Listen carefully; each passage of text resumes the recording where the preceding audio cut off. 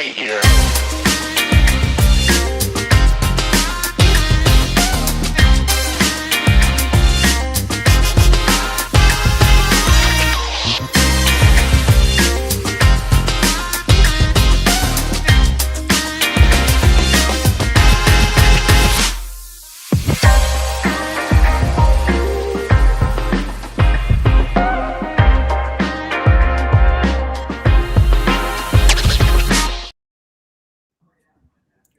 Hello, everyone. Welcome to our session today. I'm so excited to have Gigi and Brandon here. We're going to be talking about LinkedIn. I think I don't know, maybe I'm the only one, but right now it seems to be my favorite platform, especially in the marketing sphere. It's just such a genuine platform for building connection and also, building our careers and our personal brands and growing our company pages. So really excited to dive into it. And as some of you may know, we just released here at Metricool our 2026 LinkedIn study. So also going to be walking through some of the main takeaways and data insights that we found. And then, of course, hearing from the experts themselves about what's happening behind these metrics and the reality of the platform. So let's dive into it. I'm going to have our panelists introduce themselves, and also there's a little QR code at the bottom. So if you do want to go ahead and download the study as we're diving into the metrics, then feel free to do so. But Gigi and Brandon? Yeah. Hi. Thank you so much for having me. This is so exciting. I love webinars because it's like an endless resource that you can keep coming back to. But aside from that, as you can tell, I am an author and the founder of Host of Influence. I wrote a kids book. It's right behind me here. And yes, I did bedazzle this one. That was my hyperfixation hobby of the winter. And I try to teach creators as much about professional development in the creator economy as they can to set themselves up to actually run a business, not just post content online. So awesome. Hey, everyone. So great to meet you. My name is Brandon Smithwrick. I spent the previous 10 years of my career working for brands on the content and social space, social lead at Ralph Lauren. Then I led strategy for social at Squarespace, and then director of content and creative at Kickstarter. And very similar to a lot of creators, you'll see I became a creator accidentally. Was just talking online about things I wanted other marketers and other professionals to think about when it came to managing brand accounts, and then slowly built this personal brand all through LinkedIn, and all those jobs also all through LinkedIn. So I've been drenched in the platform for quite some time, and super excited to just chat to you about it. Yeah, I love that. I love that you said you accidentally became a creator, but I think that just shows how much the platform is shifting. And a lot of us who have worn social media management hats and maybe been the ghostwriter of a CEO or a company page on LinkedIn, we're finally kind of emerging and coming behind the mask and saying, actually, I have all of these skills and I can build my own personal brand. So this snapshot are kind of some of the main takeaways from the study. And, if you're in the comments, let me know which pieces of data or data points stuck out to you the most. But for example, higher engagement we saw a 63% higher engagement on personal accounts. And this just shows that people trust people more than brands. And I think that brand loyalty, especially on LinkedIn, is shifting. So especially for accounts less than 10,000 followers, they're outperforming company pages. I'm interested to hear what you guys take of this and what you're hearing in the industry, kind of this split of personal accounts versus company pages. Yeah, I think the one thing you always hear is like, is it worth having a company page? And like the answer is still yes. People trust people. People follow people. You probably follow more personal accounts and you connect with more people than you do brands. So I just think they should be graded differently, and you're going to also utilize them differently. So whether you have a personal account, that's going to be for sharing those day-to-day insights, those personal brands. When it comes to a company page, you do maybe have more approvals, right? Because the brand is posting it. Or maybe you're only talking about your campaigns. So I would even push people to don't only think of, okay, this goes on personal, this goes on company page. make the company page very personable. Yes, it's for employer branding and what you're doing on your campaigns, but people want to come and see what the brand is doing. And the comments on the company pages and the impressions on company pages are significantly higher. So don't doubt a company page.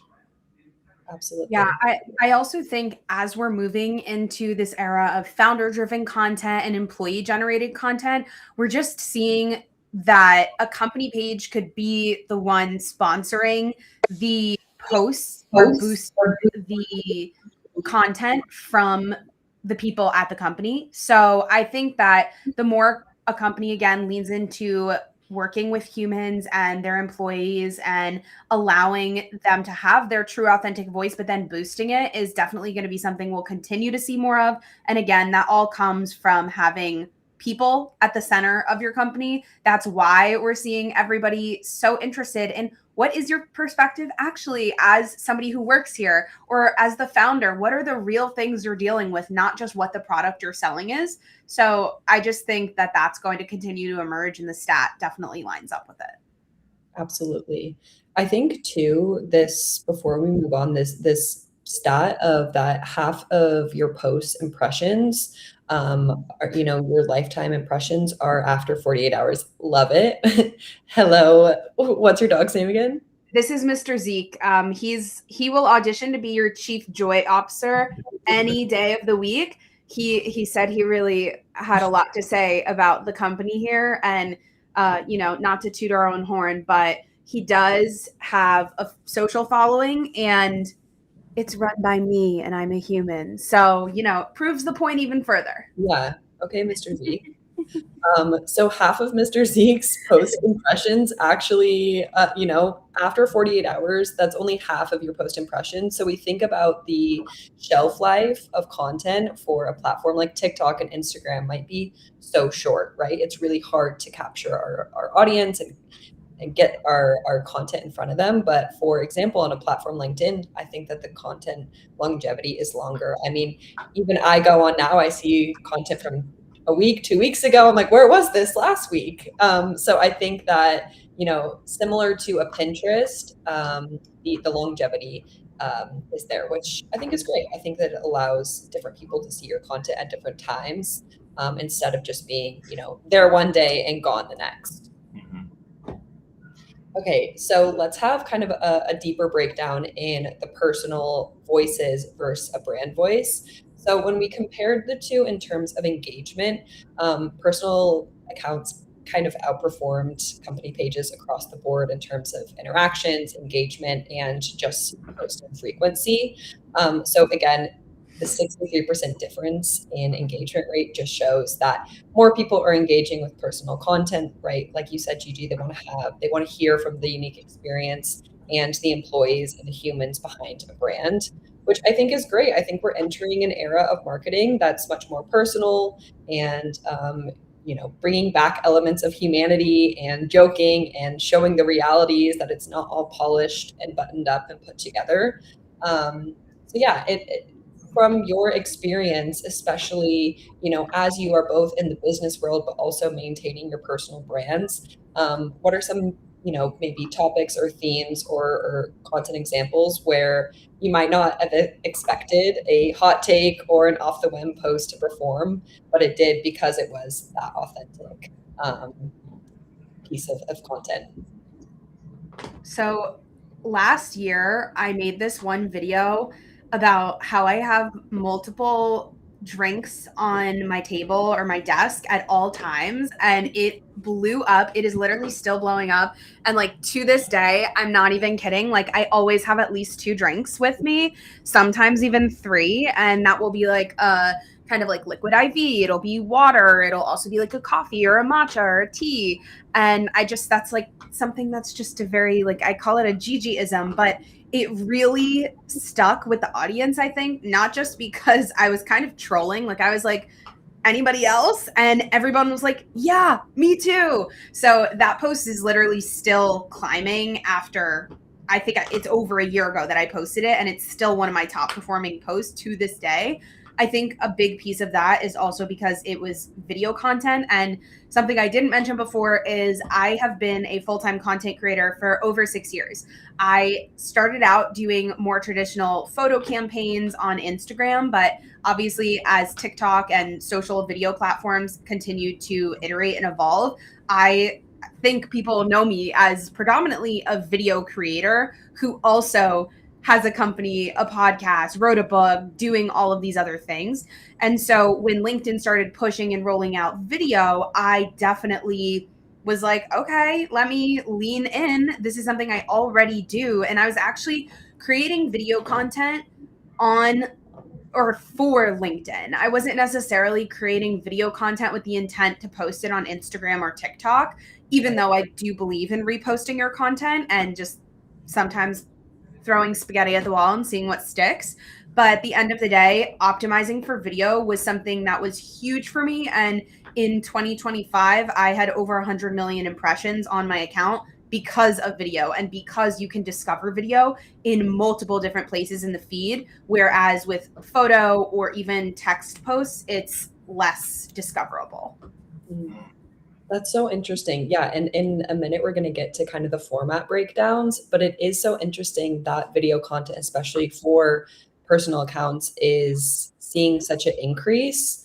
And yeah, I'm interested to hear too, maybe we could talk about this in a second, but just the performance maybe versus a carousel or just a text post. Because I think there's been a lot of fluctuation with, is video content on LinkedIn the next thing, or is it kind of just a fad following a TikTok and Instagram? So let's hold on that for a second, because I want to get into the second piece of, okay, so we just looked at personal profiles in terms of they're driving more engagement, especially in comment sections. But on the turn, company pages are driving more shares, which makes sense, right? Maybe if you see a brand's content, you're not going to comment or have a super sassy or funny comment. You're going to share it. You're going to promote it to your audience of, this is something, maybe this is a brand that I care about. This is my brand that I want to promote. So this definitely makes sense. But in this, same wavelength, what does this mean? Do the shares really mean something powerful, or is it, maybe not driving business results in the same way? I think the hidden story here is that company pages post content that is widely talked about. So my mind immediately goes to the Super Bowl. When Super Bowl comes out, all these companies are posting their ads, the 30-second ads. And then people either reshare them with more additional commentary because they have a lot to say, or they're just going to share it and be like, have you seen this? Have you seen this? Have you seen this? So I'm not surprised. And this is a large disparity when it comes to shares. But we know how the platform works. So whether that's reposting content or sharing it to other people, or people just wanting other people to see this amazing ad campaign, out of home campaign, billboards, videos, you name it, that brands are doing, that shares would outperform. But then when I look at profiles, even the previous slide kind of mentioned it, I've been optimizing for saves. I think likes are inherent to all social media channels. And we see that the likes sometimes, if you were to go back and see every post you liked, you don't even remember that you liked it. You're just scrolling and double tapping sometimes. Mm-hmm. So we make sure, okay, I want to make sure that this post is saved and shared. You're a bit more intentional of how you either think about that post, how you structure that post, how you write that post, because your goal is different. So if the goal is to get shares or saves or comments, the CTA is going to be completely differently. Just to kind of talk about things I've seen on my own channel, I've tested the ManyChat style integrations on LinkedIn and have done crazy. I'm seeing like 1,300 comments on a single post. Or I think now, as we're seeing this like AIification of all content, posting really raw images. So whether it's like a notepad with like literally my handwriting notes scribbled out, and of course the post has a ton of value, but that stops people in their tracks, because not only is dwell time important, they have to really intake what they're seeing and know that, oh, this wasn't AI generated. And then you get comments like, did you write this? Like, it's just adding to the whole engagement of the entire post. Yeah. Yeah, that's such an interesting factor. And two, I think that it's not as common to see, maybe more of those analog type pieces of content or images, and everyone, this feeling of nostalgia. Everyone is craving that. So it makes sense that, you know, even simple images and things like that are performing really well. Okay, let's get into now kind of a breakdown of the most used formats of company pages and personal accounts. So images for both are still the most utilized. And then next comes video, but video content for, as we talked about, Gigi, for personal accounts is having, you know, we're seeing a lot more video content. So I'm interested, what kind of video content works well? And you said too, you optimize for LinkedIn, right? Like you're not just creating a piece of content for Instagram and TikTok and then republishing it, even though we know that that strategy also works. But when you go into creating a script or a concept, what are you thinking about in terms of optimizing for LinkedIn? I love this question because some days it is as simple as opening LinkedIn and checking out LinkedIn news and seeing what is an applicable news topic that is trend worthy that I can apply to my own niche. Then I'll usually go and I'll either read the headline that LinkedIn news is tagging, or I will just do some of my own research really quick, basically copy and paste LinkedIn news's headline into Google search and then asking it for, or checking the news tab and then seeing what comes up. I like to use, you know, sources in the business world. So usually that'll be like a Bloomberg, Business Insider, Axios, like whatever news outlet you want to use. It doesn't really matter. And then I'll just green screen and I'll straight up just share my raw, organic hot take or my thoughts on it. I really try not to use AI to analyze these things because at the end of the day, people are following me for my unique perspective. And that's something everybody, whether you're doing brand page or a LinkedIn personal profile, should be considering when they're making content. It's not how can you pump out the most content? It's how can you be more original? It's how can you tell a story that is representing the person who you want to be booked as or as a speaker for or write a book about one day. I think the biggest mistake I see is people just posting content for the sake of posting content or using AI to generate a script that usually you can tell is AI generated. But again, I think there's also this shift where people are using certain sentence formulas because of AI outputs, even if they are using it naturally as a human giving your thoughts. So I always try my best to get news sources in my content. But then if I want to create something original, right? An example that I saw a couple weeks ago or last week on LinkedIn was about how I think it said something like 57% of Gen Z relies on their parents for income still. And that's okay, but I had my perspective on it. So I decided to go to TikTok actually and use the CNBC article. I green screened it behind me. I shared my thoughts and opinions. And obviously it went into a lot about the creator economy, graduating as a Gen Zer in 2020, the future of work, all topics I specifically talk about. I didn't just regurgitate that. So that content always performs really well on LinkedIn because it's topical and it's based on the breaking news that they are already curating. So in a way, they kind of want you to be creating that. Mm-hmm. If I'm making something more original, for example, a call to action post or a video post I don't usually do entertainment posts, but call to action posts and posts about who I am or what I do and how I can help you is something I do all the time. And I always have this at the back of my head, which is the saying, help me, help you. Or no, it's help me, help you, help me, I think. So it's like, I want to be able to do whatever I can to help and serve you as a business owner and sell my services to you in a way that's going to help you. And in turn, that helps me. And every single time I create a piece of content, as long as it's rooted in that, I know that I'm serving other people with the content that, again, hopefully will help them move forward in their business. And if I'm able to do that, then it's kind of like this domino effect of in turn helping me either get more impressions, more engagement, more likes, more comments, more sales, more bookings, whatever it is. And that obviously is a big part of being a creator and having a media focused business. And from there, you're able to use that capital and reinvest. So that is my philosophy. I love that. Yeah. Go ahead, Brandon.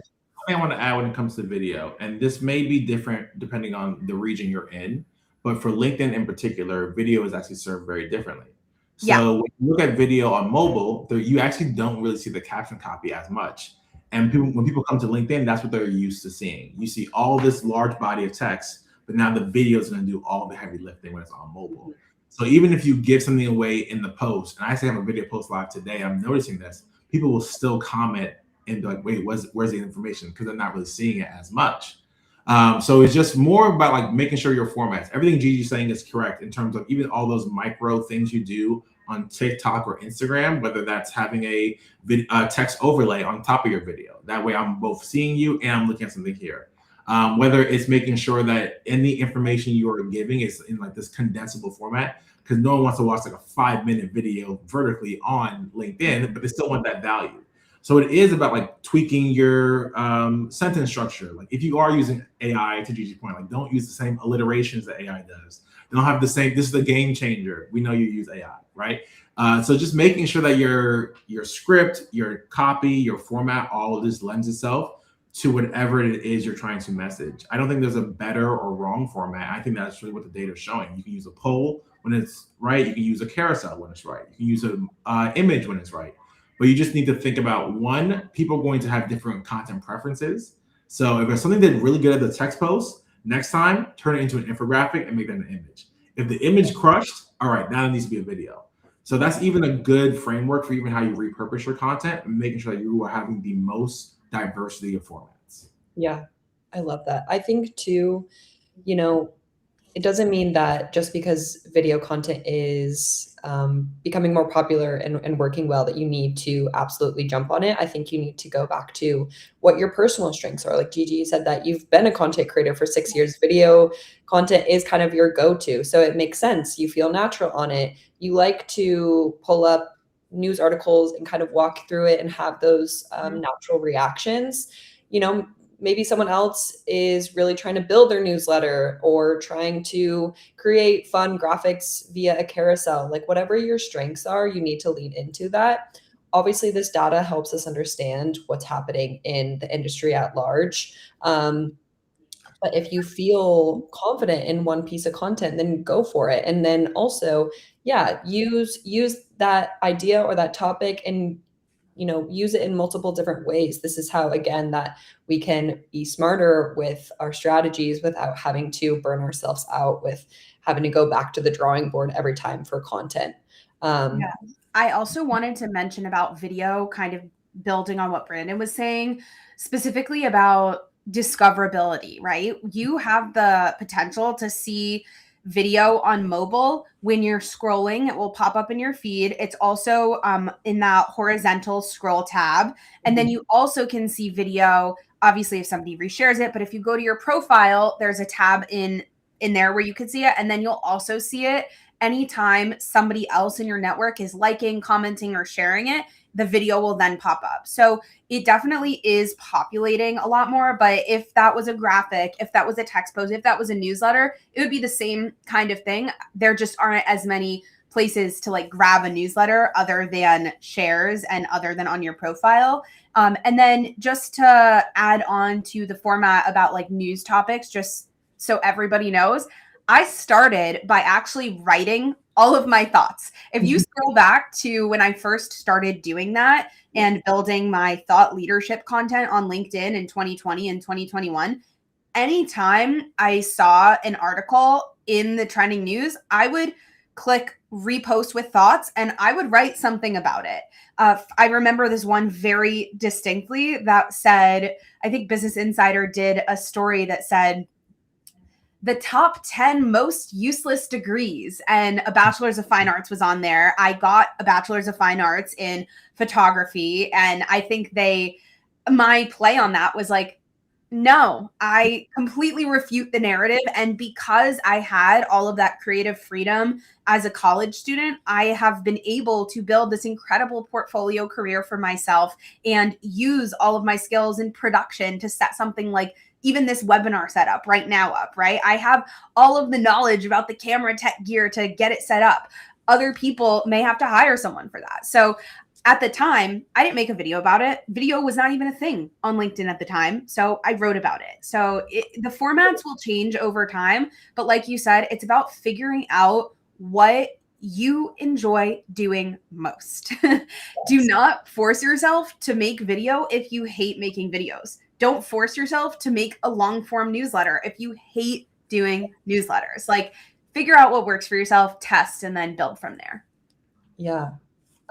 Also, when you start to have these series or reactions and, consistent themes, then people are going to come to you and expect that content and say, oh my gosh, I just saw this article of Business Insider. I wonder if Gigi's commented about it or has something to say about it. Because people start to trust you. They start to, respect, and also someone's got to say it. Someone has to have the bravery. So, even going back to you saying that the concept isn't crazy. It's literally just me reacting to something. It's like, that's because you are willing to put yourself out there. You're brave enough to say it. And I think that's something we have to remember, that you don't have to have this crazy, take or perspective or have X degrees to have a voice. It's all about, showing up in ways that you feel confident, and just being brave enough to put yourself out there and say, I'm open to these opportunities. So mic drop. That's all I gotta say. No, I'm kidding. I mean, yeah, that I just filmed. Actually, no. Yesterday I filmed a podcast episode, and today I dropped my newsletter. And the title was "You Will Never Get an Opportunity If You Don't Ask for It."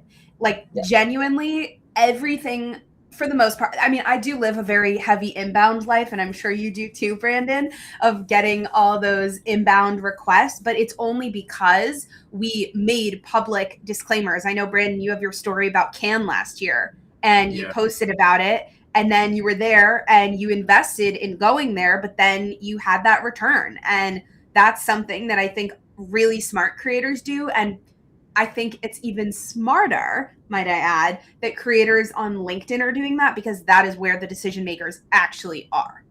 Yes, totally. Okay, so to pivot a little bit into kind of the deeper intricacies, I can't say the word, of what's happening with the formats. So when we're looking at company pages themselves, things like polls, we talk about how shares were like popping off. Things like polls that invite direct audience participation, carousels which allow for stronger dwell time and swipe through and allow for more of that storytelling piece. These pieces of inviting direct audience participation are working really well, but at the same time, as we just saw beforehand, they're still very underutilized. So this shows an opportunity for brands, especially company pages, to invite more of that audience participation, and maybe not in the same way as personal accounts in the posting, but I think that I'm interested what you guys think, especially about when we talk about this idea of community and building community. How can company pages really do that when obviously at the end of the day it's a business, right? Yeah, and I think there's always this conversation of like, what's the KPI? And working in organic social, I always heard that, right? And I think it's tough to have organic social sometimes even compete for conversion or revenue, because people just transact and engage with those channels so differently. When I look at this data, I mean, like, there's so many stories here that I'm just so interested in. Like, I don't even use polls that much, but it's so fascinating to me that polls are getting that much impressions. So when I think about community, it is really getting people talking and getting people interacting. And they may not transact with you that one time. And I think too many brands inaccurately grade themselves, because like, this post does not lead to X amount of dollars. But we all know that the consumer has a multi-touch journey. So if you are setting them up and they engage with your content all the time, the way I used to explain it, even outside of LinkedIn, was we are the passers and we help people alley-oop, right? When people engage a lot on social, sooner or later, they're going to start getting the ads, right? You've always looked up a brand and then all of a sudden you're like, oh my gosh, like what did I do, right? But we're helping the paid team. We're helping this team. We're helping the events team. We're helping the PR team, whatever it is, the product team. But I think when you lead a company page, you do want to see it as, all right, how are we playing our part in this longer domino effect? So whether it is utilizing polls, that way they get more engagement from our page or the channel, and then they just become familiar with us, or carousels, which like I'm looking here, carousel is just the MVP. Yeah. But they take so much of the respect. I think one thing I would want to mention here, because LinkedIn calls them documents, we call them carousels. We just upload a PDF, right? But so many people don't understand, like I'm posting images, but they're not really performing as carousels. What you're actually doing is posting a multi-image post. What you actually want to do is post as a document. Now you have that carousel effect. And I'm testing with my graphic designers right now of turning all my newsletters into carousels. And I can confirm they get engagement past the point that you even think they will. We're having to keep replying to these messages from 2 and 3 weeks ago. Isn't that fascinating how even those small little changes and tweaks, like we're talking about video content on mobile versus your desktop, turning multiple images just as into a document, into like all of these small changes really can add up over time, but we won't know that until we look into what's worked in the past and diving into those metrics in the past. So I think that's super, super fascinating. Yeah, and that's why I love like strategy, like those little things in strategy. That's why I love so much. I know people are probably looking at this and be like, "Cool, Metricool did all the work for me. Like I don't have to look at my data anymore." But even if you go to your data, like I tell my team, or I used to tell my team, let's create a win vault. I used to call it, right, or a viral vault. Every time a post does really well, I want to put it in a Google sheet because 6 to 8 months down the line, you can repurpose that all the time. So even if you're looking at your data and you're saying, all right, this got an enormous amount of impressions, this got an enormous amount of comments, this got an enormous amount of shares, whatever that metric is, just file it away, categorize it on what it did exceptionally well at, because you will want to come back and study that post for later. Absolutely. Yeah, that's such a great call out. With any of our reports as well, we always say, this is the generalized data from millions of data points. Take this back to your strategy, take this back to your own data and compare it. See where the opportunities are, if there's pieces that are matching up and you're like, okay, this makes sense why this piece of content carousels are performing really well. So, always keep that in mind, that this is kind of the generalized data, and then take it back to your content. Okay, now let's look at, formats for personal accounts. Again, carousels in terms of kind of impressions and the visibility are really driving the most visibility. But like you said, your notepad with your handwriting, like static images are also performing really well. I think that it depends on what the copy is, right? Because that is also a key element of whatever story you're saying in your caption. But yeah, I'm interested. But at the same time, video content is not having the same results as maybe as carousels or even image posts. So I think it's maybe not established, as established yet as on other platforms. Makes sense. But maybe that it notes to there's less eyes in video content, there's less posting in video content. So if you do feel really strongly in video content, then that opportunity is there and it's only going to grow. Yeah, when it comes to images and even documents, I think something to remember, and this is different than video posts again, because Brandon said when you're scrolling with video, you see the video. You're not really seeing the caption. So whatever they're seeing has to either be visual enough or have a caption that is going to make somebody want to either A, watch the whole video, or B, click into it. I don't know how many people are actually reading the captions in a video, but allegedly, it is very important to have a great caption just in case they're viewing it on desktop, so that maybe they would see the caption post, or they'll see your hook of that post, and then they'll click see more and it expands. That's where you read it, and maybe they don't even watch your video, but they've then like engaged with the post. And that's something to think about with images and documents, right? If you're writing something lengthy, for the most part, it's not going to just post as a long post. It'll post and then you'll have to click see more to keep reading it. So whenever you're posting that way, just keep that in mind. I also think for video, as you said, not as many creators or people on the platform that are creating video. Therefore, there are more opportunities for those that are creating video to have the visibility that we're talking about. And when you have that visibility, that's what leads to more opportunities. When you're posting video from a brand account, some strategies that I'm seeing lately are like partnering with a creator for really commercialized content, or as if it were an ad that maybe they would put on their page, and then the company ends up whitelisting it through the creator's page and boosting it so that it's affiliated with the page and with the company business, but it's not necessarily organic video. It's almost always paid video. And I'm just excited to see all of that grow. But right now, I do think a majority of the people following brand pages on LinkedIn are following for two reasons: to keep up with the company or to get hired. I don't think people are consuming content from brand pages on LinkedIn right now in 2026, April 22nd, 2026, to be entertained or to see what cool hot takes they have, or to follow them because they really love their ads. Like it's very rare, in my opinion, to see brand pages acting the way they would act on Instagram, right?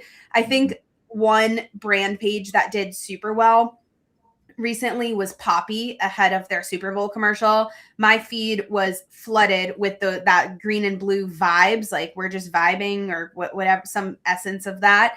And I think they were posting about that. I know their founders are active on all socials. So I just think we'll continue to see that evolve. But also, if a brand is too try hard and they're trying to replicate their Insta or their TikTok strategy on LinkedIn, I think people on LinkedIn are going to be like, what? I literally just want to be hired. So that will be interesting to follow along with, I think, as we continue to evolve. One thing I call out on this slide is like, and Gigi kind of said it, and like my mind was really thinking about it. I do think when you think of LinkedIn 3 years ago, we were in like the Twitter era of LinkedIn, where like it was just text. And in like the past 2 years, we're now in like the Instagram area. It's like now an over usage maybe of images and carousels. And we're about to enter the TikTok era of LinkedIn, where it's going to be a lot of video. And I think for some people, we all have our content format of choice. But I definitely think, yes, you're seeing here, like, well, video isn't highlighted. I can tell you from my personal experience, and Gigi mentioned also, there's going to be some videos you post and you're like, all right, that did okay as an image, like just as okay as an image. And then there are some videos you post and you're like, I've never seen this much engagement in my life. I didn't know these amount of impressions were even possible on this channel. So the chances of your post really getting that like 1% style of engagement, I think only reserves to video. But of course the data is going to show images because most people are not posting video. Yeah.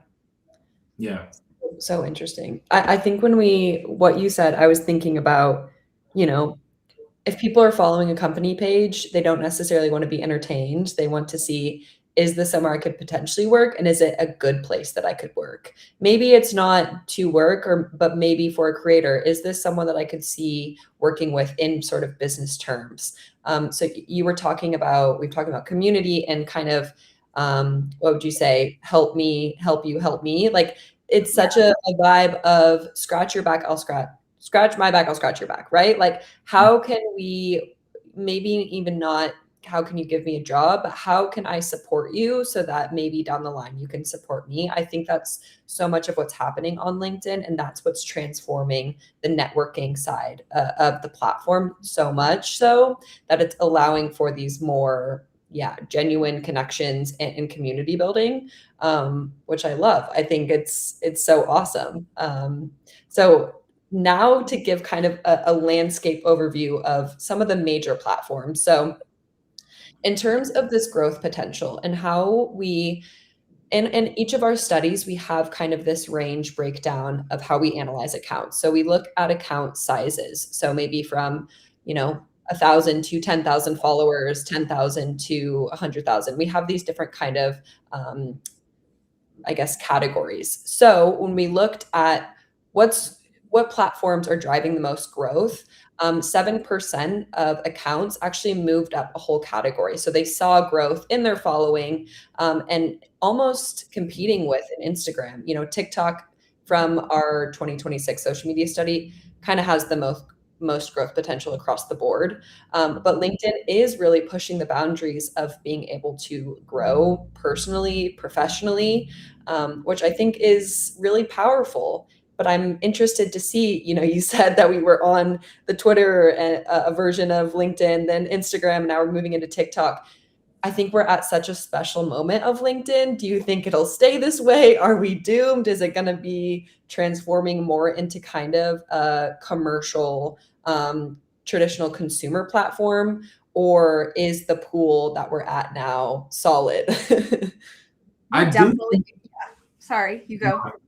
No, I do think like things will continue to change. So like LinkedIn also has a tough job where they need to make candidates happy, make creators happy, make advertisers happy, make companies happy, right? And I think they are intentionally making sure that they also redefine professionalism because work from home culture has now shifted and entrepreneurship has grown as a job market, and we've seen it. So like they're in an interesting space.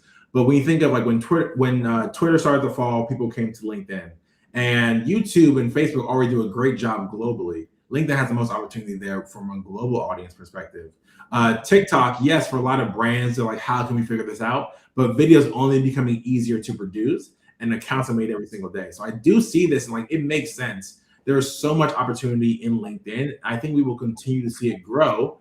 I think we actually might see it grow where it's known less as the get hired platform, and it's just known as a platform for people who want that value, want that professional mindedness, whatever that is. Like the same way we like see Substack and we think, wow, look how prestigious that is versus a Twitter.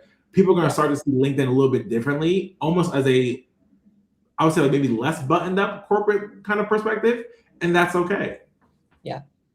I think also LinkedIn has been popping up more and more the past few years at these big cultural moments like Adobe Max and Canva Create and Cannes Lions and Advertising Week, and also dedicating a major part of their marketing team to creator initiatives in person and online through podcasts and webinars. And I just think that's going to continue to grow. And it also shows the commitment not only to B2B creators, but they are showing up in creative spaces like Adobe Max, where they can actually access creative professionals. And if we are genuinely moving into a more gig workers, freelancers, entrepreneurial era, that is the kind of place that you're going to find all of these freelance creatives, or if they're in-house, they maybe do something on the side. And talking about building your brand in promoting your own company, your own work on LinkedIn as a working professional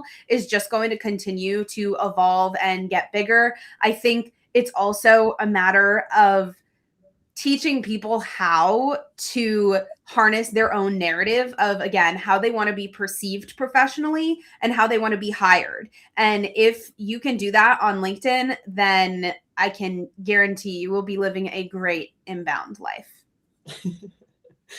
Absolutely. Okay, I have a question. I just thought of this to kind of wrap things up. What's something that you would love to see on the platform? Maybe it's another reaction type. For me, I need an exclamation. I need a exclamation reaction because I think I would use that all the time. Or do we need what would make the platform even that much more, I guess, powerful or lucrative for professionals today? I just want like stories back. Like I kind of want like stories and pin posts back, if I'm being honest. But Yeah. yeah, that's really my answer. I think an easier way to access everything we've saved or liked. I know on TikTok in the early days, it was so fun to look through what things I liked. I wasn't being like, oh, it's in some saved folder on my Instagram or in my notes app. It was just easily accessible. But obviously, as you spend more time on the platform, it gets more and more saturated. So if we're optimizing, like Brandon said, for saves and for shares, and that becomes a big metric there. I know you can save things on LinkedIn, but really I think I can't even think of where to access it right now. So if it was more easily accessible, I would be a very happy camper. And then obviously I think platforms like TikTok and Instagram have curated these creator marketplaces. And are they where a majority of creators are making money? I don't think so. So even if LinkedIn did make that, I still think brand partnerships are predominantly run through influencer marketing agencies, and that's totally fine. So I just think more brand partnership tools, more creator monetization opportunities, which are already coming. So I think we're in a pretty good spot, and I think we're lucky that we're in the early days. I think so too. Yeah. Amazing. Okay. Well, this has been such a lovely chat. I'm now going to open it to just some questions. So, for those still tuned in, feel free to drop a question or anything that you want to ask Gigi and Brandon specifically. I'm also just adding this QR code again for the full study, some extra free resources. But yeah, let's open up the floor and see. I'm going to go back and see too if there's other questions that people asked. Let's see. Oh, someone asked, where is the LinkedIn news on the platform located? Just a random question. If you open LinkedIn, it's on the right side directly when you open. It should be close to the top. There's two columns that are beige, and then the middle column I think is white. And that's where all the posts and stuffs are. On the left side is your profile and your company pages and all of that. And the middle is where you could write a post where you'll be interacting in your feed. And on the left side is the right side is LinkedIn news. Did I say all those things right? I don't know. If you open a browser, you can find it that way. And I don't know if you can access LinkedIn news on your phone. That's why I picked up my phone here. I don't think you can just yet, but allegedly there may be something dropping in the future at some point. That's a tab on mobile for LinkedIn news. Yeah. I think that's such a great resource though, and maybe one that's overlooked because you can get kind of a really quick snapshot of the news of the day. It is updated daily. So whether it's reacting to that, or if you're like, oh, I actually want to be included in that, there is potential to be added to that and to grow your own kind of authority. Yeah. Okay, question from Katie. What should we be tracking to define success over time? I struggle to find out what we should track. That's a great question. I would say it's very similar to other channels that just might be called something different on LinkedIn. So we all mentioned impressions, which we all know just signifies reach. I think the way I frame that is this shows the algorithm likes something about this post. The algorithm wants to show this to more people. And there's also this element of invisible engagement. And what I mean by that is for some reason, right, the lurkers may have not liked it or commented, but they stay on that post for a while, and the algorithm still wants to show it to more people. That's a really good signal. And then just general engagement. If they're liking, commenting, sharing, saving, that cumulative engagement number still gives you that engagement rate on LinkedIn. But personally, I just look at impressions. And again, I want to optimize for saves, because if saves are good, I already know likes and comments are taken care of. Mm-hmm. Yeah, I think for me too, I think the comments are obviously so powerful in terms of building that community, but also the journey of how someone maybe interacts with your content, and then do they connect with you? Do they follow you? And then do they reach out? I think that journey define success over time. If more people are connecting with you and then reaching out and saying, hey, I saw this, or it was so lovely to meet you here. That's how you build relationships. And as you start to grow your network, those inbound messages and those relationships are so powerful, especially, in the world of networking and even creator partnerships, brand partnerships. Like that's how it happens in today's world. Okay, so I know we kind of touched on this as well, but this is a great question of how do you think a LinkedIn profile and company profile should work together? I think everything on a company profile should be something that maybe like in terms of brand values that you can be the essence of in your personal content.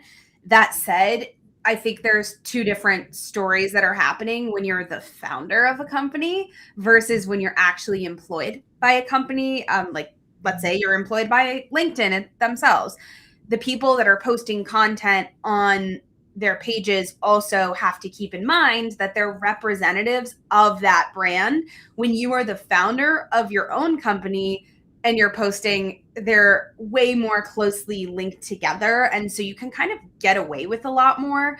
But also for other companies that I have helped with strategy with, for their LinkedIn profiles, they don't want the founder to be a part of it at all, actually. They just want it to be recaps of what their services are and the cool events that they are popping up at or producing. And so for that, it's really, again, service-based. And then if the founders did want to jump in, they could talk about their experience building. But Brandon, I'm curious what you think. Yeah, I would say there's a couple of tactics you can deploy, whether that's the company page, always commenting on your personal page's content when it feels applicable. Both of them reposting each other's content, or both of them reposting with commentary on that content. But I think we've also seen the LinkedIn company page playbook change, where there is now like TikTok and IG. When there's like a viral post, you just see a ton of brands, and you're just like, "What, Delta Airlines? Where'd you come from?" Right? I think that same thing applies when you want to have community management. Having that company page scour LinkedIn and just comment on great content. That really does grow your account. Yeah, because that shows that they care about their people. They not only do they care about their employees, but the people, their customers that are on LinkedIn. And I think a lot about, how do you want someone when they're interacting with your content, seeing your page, how do you want to make them feel? And when you go, do you want to, have a brand that is commenting on their employees and on trending content and making funny reactions, right? Or do you want a company that feels super divided from their employees? Like we need to create more ways that a company page and profile are complementing and supporting each other. I think that kind of at the end is what it boils down to. I also would say, as a creator, when a company comments on my post, it's really fun. It makes you feel so special. I think mostly because unlike other platforms where it's so much more casual, it doesn't feel casual. It feels like a big deal on LinkedIn.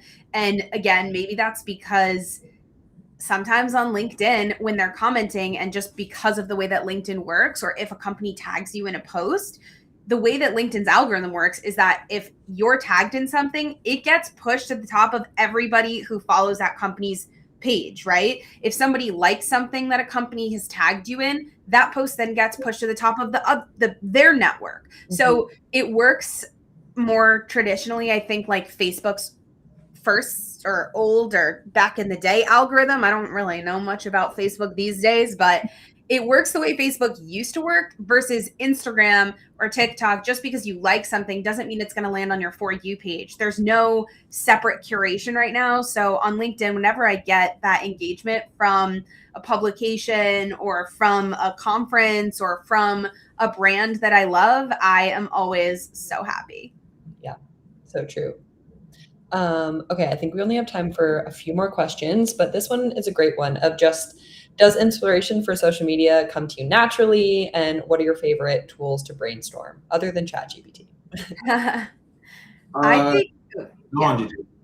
think that a lot of my ideas just come from my own experience, right?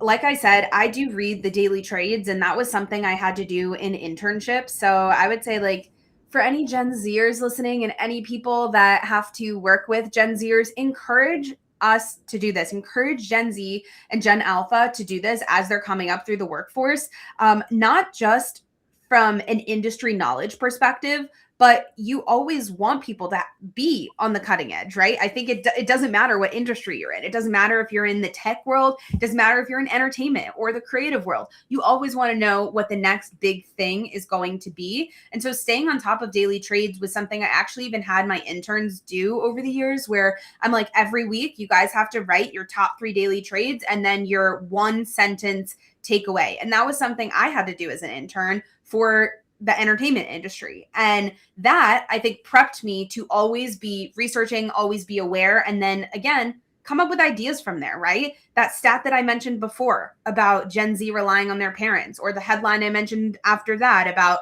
BFAs being totally useless as a degree, right? That gave me inspiration to then create content about it. And I didn't do much other than just reference the headline. And every single thought that came out was a thought that I then, wrote down and was like, okay, I need to do this. And then I use whisper flow a lot, and that helps me capture my thoughts just by talking. And then if you don't want to pay for another subscription, maybe you have Google or Fireflies or whatever free transcription that you can use. You can even do a voice note on your iPhone and then just take that and run it through Claude or ChatGPT if you have, and I hope you have, used and trained those models on your own tone of voice and in your brand and all of that jazz. But that's a whole other webinar. And then from there, go in and add that human layer, right? So you said, don't use ChatGPT.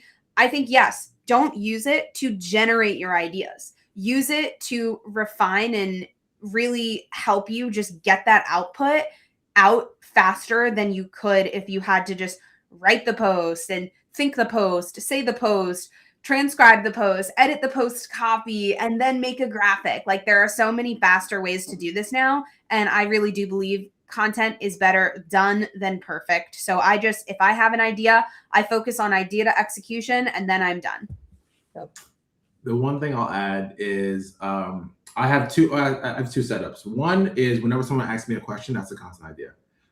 The best way you can help your audience is to just use actual data. So if someone's asking you a question, there are 110 other people who want to know that answer. Mm-hmm. Use every single question you get as content inspiration. And then on the AI front, I actually have Claude look at my granola notes. That's like my meeting note taker. And all the meetings with founders, consulting calls, everything I went through that week, it will suggest content ideas from all those meetings. Because I probably said something in those meetings that could have been a gem. Something in this webinar could be a newsletter gem, right? You really should take all those experiences you do on the daily and figure out how I can either document them, talk about them, recap them, or share that knowledge with other people. I love that. I think it just shows that we're so used to finding inspiration on social media by scrolling, and actually some of our biggest pieces of inspiration are not going to come from scrolling. They're going to come from our network. They're going to come from articles and podcasts and getting out in our community. They're going to come from all of these, outside sources, rather than just scrolling on social and being like, wow, that video was edited so nicely. How can I recreate that? Because that's just not going to work, right? It's like you're trying to, like you said, Gigi, it's like going to ChatGPT and being like, can you give me this draft without any sort of your own unique thoughts and perspective? So yeah, I would add, if it is a technical piece of the production process of creating content, you can always outsource and hire someone to do that. If you don't know how to film better camera quality, hey, hire a videographer, hire a producer, hire an editor to edit what you already have. If you don't have a brand suite, hire a designer. Or you could just start by, playing around with brand kit features in Canva and Adobe Express, right? It's, in my opinion, and some people may find this controversial, it's not hard to learn how to do something these days because we have so much free information. It's not hard. And so if you're not creating content and it's something you want to do, again, going from idea to execution, you can even come up with a plan with AI to go from idea to execution. But if not, why are you staying stuck? That's more of like a mindset question, right? Why are you not producing the content? Why are you not pressing post? You should just press post, because you never know, as Brandon and I have talked about on this webinar, you never know what's going to go viral. Yeah, absolutely. Okay, I think we have time for just one more, and I think this is a great one to end off on and maybe what a lot of brands are feeling. So, you mentioned that individual users generally perform better than brand accounts. How best to facilitate colleagues who aren't super confident to post and grow their own brands and networks? Mm. We created when I was at Squarespace, we created a employee advocacy like partnership and like Mhm. an initiative. And basically like every post would be a point, and then you can get like more company swag. And people just love company swag when it's in Yeah. tech. Right? And then that's like a small example, but even I would make it easier for people. So when I was at Kickstarter, we would literally write boilerplate copy in 3 different tones for the entire company and give them a Google Drive asset with Google Drive folder with assets. That way, we already remove the cringe, the fear, all that stuff from you being like, I don't want to have to post, and be like, hey, we just had this new product launch. I know this entire company has worked so hard. First of all, thank you, everyone. We have this brand kit for you that's going to have all your content, all your copy, everything. If you need any questions, we're here to help you. And that just eliminates any fear from your team of having to figure it out when they have 111 things they have to do for their job. Yeah, I think I'm seeing more and more companies have these employee advocacy programs and employee content programs, but also, shameless plug, hire people like Brandon and myself to come in and talk to your team about creating on platforms like LinkedIn on behalf of the company and building their own personal brand voice while also staying within guidelines, because working with brands every day and creating branded content is definitely a challenge, because we have to follow all of these guidelines that are not our original content, right? So we are, I would say, experts in taking a brief and staying within the guidelines while also making it original. Hire people like us to come and talk to your company. Yeah. I love that. I think too, not saying that this brand has done this, but or that brands are doing it, but if you were to tell a professional, a colleague to say, "Hey, you need to start posting on LinkedIn to kind of grow our company presence," that's just not going to work super well. It's a personal account, just same as it's your personal Instagram or TikTok. You have to let that person have their own creative freedom. And I think that might be where brands are getting stuck, is feeling like they need to have kind of the final edit or control of their employees' narrative. And from my personal experience, of course, I'm going to talk about my career, my professional development, but I'm also going to talk about things outside of my career that I love to do, my hobbies and things offline, because that's what makes us well-rounded people. So I would encourage, your employees or your colleagues to start to brainstorm things that they love to do, like you said, Gigi, of things that you love to create. What do you love to talk about? Going back to that drawing board, instead of saying, how can I sound like this really polished professional, and how can I use my personal page to grow my company page? Because I just don't think that's how it works today. If you want someone to have confidence, you have to encourage whatever their interests are and whatever they like to do, both inside and outside of work. I think that's what's making LinkedIn such a unique platform today, is we're opening those and we're kind of pushing the traditional professional boundaries. Mhm. Amazing. Well, this has been such a lovely chat. I'm so happy you guys were able to join. Sorry if we weren't able to get to your questions, but thank you guys for being so active in the chat. You're always welcome to reach out to me on LinkedIn. Go follow, if you don't already, go follow Gigi and Brandon. Amazing people to have in your network and just as resource. So again, thank you guys, and we'll see